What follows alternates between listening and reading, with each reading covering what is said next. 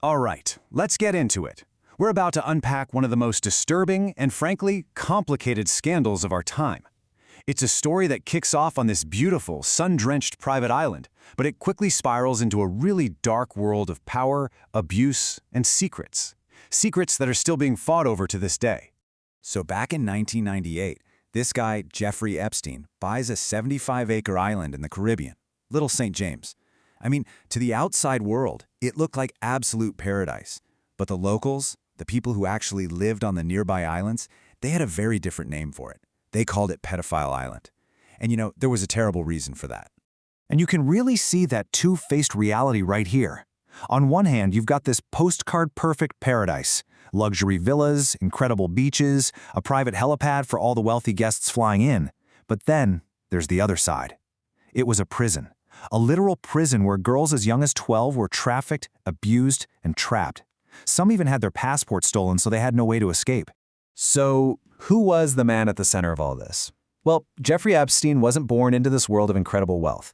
He actually started out as a math teacher, but he used this combination of, a knack for numbers and a whole lot of nerve to kind of force his way into the world of billionaires. He became a multimillionaire himself and built up this unbelievable list of powerful contacts. And when we say powerful, we mean it. His network was staggering. We're not just talking about some rich guy. He was friends with some of the most powerful people on the planet. I mean, his flight logs, his guest lists, they reportedly read like a who's who of global power, including former US presidents and even British royalty. And understanding this network, well, that's a huge piece of this puzzle. For years, everything happening on that island stayed hidden, just below the surface. But then, in 2005, the whole thing started to unravel. And it all began with a single police complaint filed down in Florida.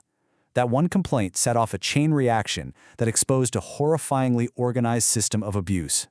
And what the police discovered was chilling. The abuse wasn't random at all. It was a system, a meticulously designed pyramid scheme. It would start with a young girl, maybe 14, being recruited for a so-called massage. She would be abused and then paid to bring in her friends. Each new girl was then pressured to do the same, creating this awful, ever-expanding web that was built to target vulnerable underage girls. And look, the case against him should have been a slam dunk. The local police found dozens of victims. By mid-2006, the FBI launched its own investigation. They had 36 minor victims on the record, tons of witnesses. They had enough evidence to put Epstein away for life on charges of international sex trafficking. But he didn't get life. He didn't even come close. After all of that, with all that evidence, Jeffrey Epstein was sentenced to just 18 months. How? How is that even possible? Well, it's because of a secret deal brokered by the federal attorney at the time, a man by the name of Alexander Acosta. Just let's break this down, because the terms of this sweetheart deal, as it became known, are just unbelievable. First, Epstein got full immunity from all federal charges. Gone. He served his time in a private wing of a county jail, not prison. He was allowed to leave on work release for 12 hours a day, 6 days a week. Then he was released 5 months early. And here's the real kicker. This entire deal was sealed. It was kept secret from the very victims who were supposed to be getting justice.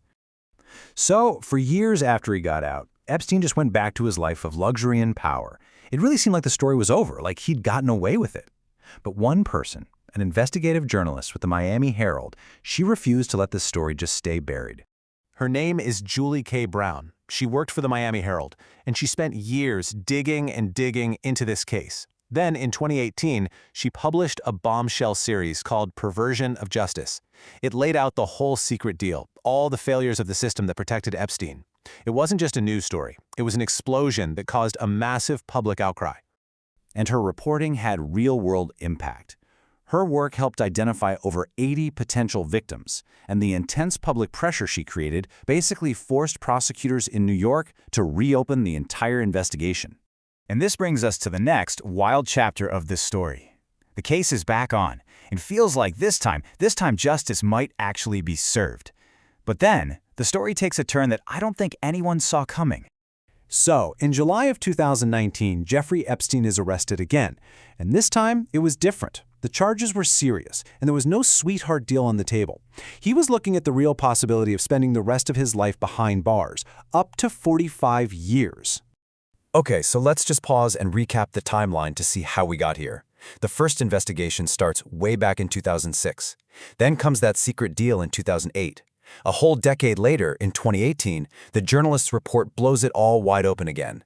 That leads to his rearrest in July 2019. And then, just 1 month later, the most shocking turn of all, he was found dead in his jail cell.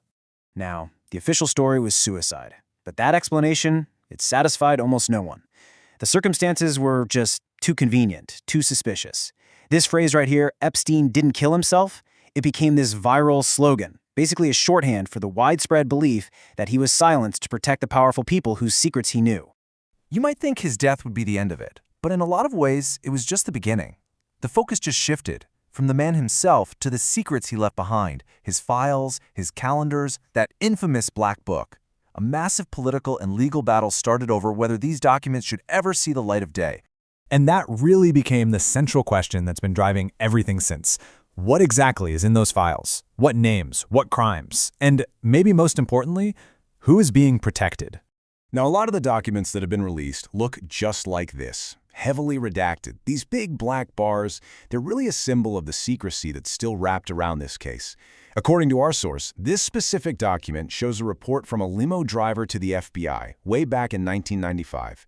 He claims he overheard a very prominent person, whose name is blacked out, talking on the phone about abusing a girl. It's these kinds of incomplete, infuriating breadcrumbs that just fuel the public demand for the whole truth.